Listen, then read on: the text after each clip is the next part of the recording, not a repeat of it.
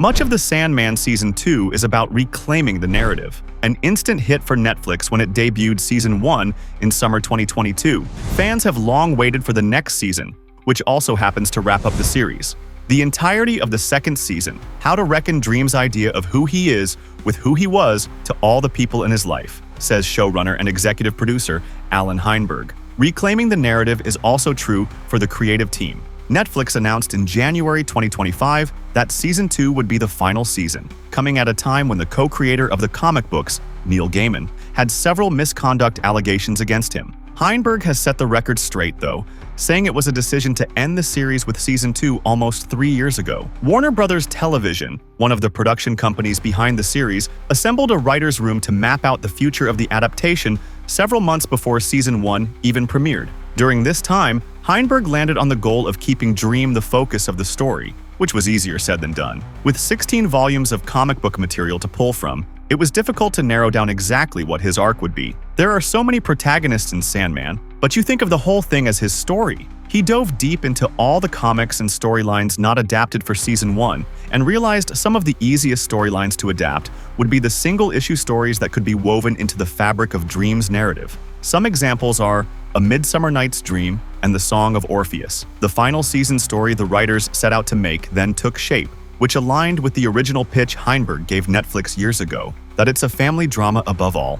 Tom Sturridge's dedication to portraying Dream is nothing short of remarkable. To fully inhabit the character of Morpheus, the enigmatic ruler of the dream world, he immersed himself in Neil Gaiman's original works, striving to grasp the intricate emotional and psychological layers of the character. Sturridge has mentioned in multiple interviews that playing Dream isn't just about embodying a mythical figure. It's about delving into profound themes like the boundary between reality and imagination, the cycles of life and death, and the interplay of hope and despair. Throughout production, Sturridge was a thoughtful collaborator, often initiating conversations with Gaiman and the writing team to unpack the deeper meaning behind each episode. These discussions frequently focused on how Morpheus's internal conflicts and vulnerabilities could be woven into the broader storyline, emphasizing his emotional complexity and growth. One memorable on-set moment came during a powerful scene exploring Dream's connection with his siblings, especially his poignant dynamic with Death, brought to life by Kirby Howell-Baptiste. In that scene,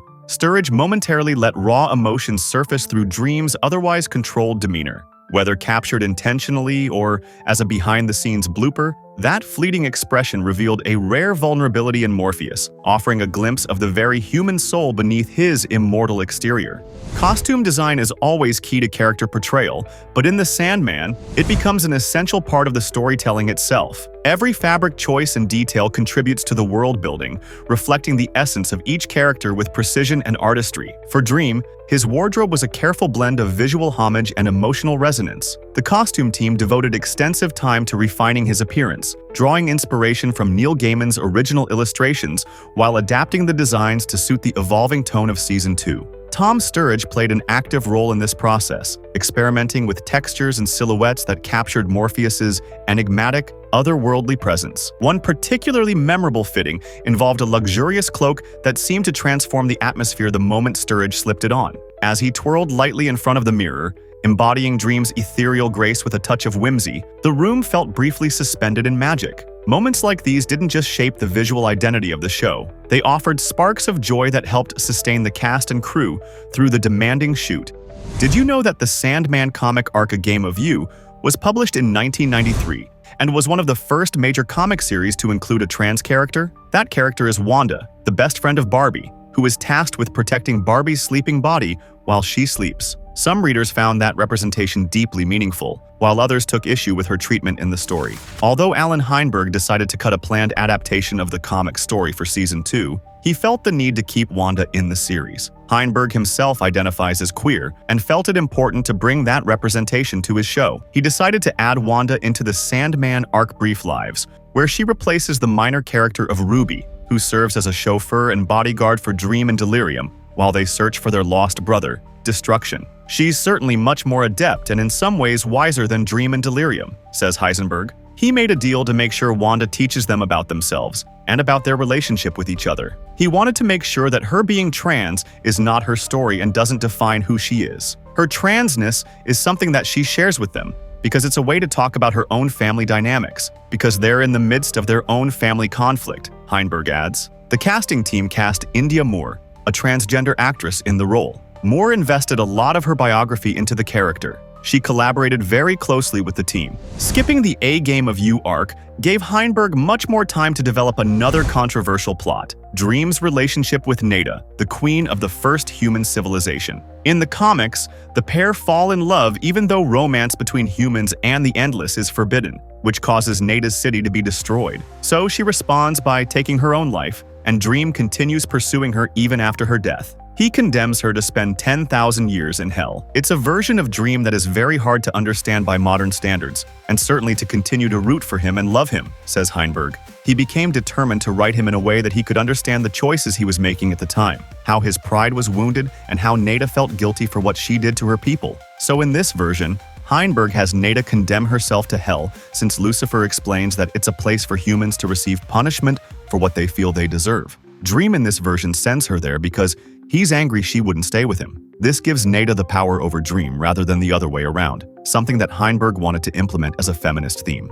Season 2 started filming on June 23, 2023, at Shepperton Studios in the UK. It was suspended in July due to the 2023 Hollywood strikes, before resuming in November 2023 after the strikes had ended. Filming of both parts of Season 2 took 9 months. Let's take a deeper dive into some of the filming locations. Production filmed a significant amount of Season 2 in Surrey, a county located just southwest of London. Shepperton Studios is located there. One location used was Frensham Little Pond. Thanks to the natural body of water and the surrounding heathlands, it was used for scenes set in fantasy or otherworldly locations. For example, the scenes involving Mervyn Pumpkinhead, played by Mark Hamill, were shot there. This location also doubled for mystical settings in the Dreaming. Interior dreamscapes like Dream's Throne were built on a soundstage in Shepperton Studios. Guildford Cathedral was used for some interior scenes, and Hankley Common served as the visual backdrop for Hell. Crew filmed at the former Debenhams store, Duke's Court, and Brookwood Cemetery in Woking. Duke's Court doubled as a central London police station, and the cemetery served as another cemetery setting. In late June 2023, before production shut down, crews filmed scenes at the unused prison on the Isle of Portland. The prison served as the backdrop for multiple key moments. Additional scenes were shot at Durdle Door Beach, a renowned coastal landmark in the UK. Additional scenes were filmed at the Parkstone Cemetery, where local authorities confirmed that care was taken to ensure gravestones and names were not visible in any shots. Sandbanks Beach and Pool was used as a stand-in for a Florida location since the coastal visuals supported key sequences in the waking world. Production was also filmed at Scotney Castle in Kent for Season 2. Fans may recognize it as the site of both Cain and Abel's House of Mystery and Unity Kincaid's care home. It was specifically used as a location for a sword fight sequence. Showrunner Alan Heinberg has managed to adapt the dark fantasy comic series The Sandman into a must-see TV show. As Season 2 progressed, it was evident that the blend of artistic expression, collaboration, and commitment created a culture on set that thrived. Thanks for watching. Make sure to like and subscribe to find out when the latest Collider videos drop.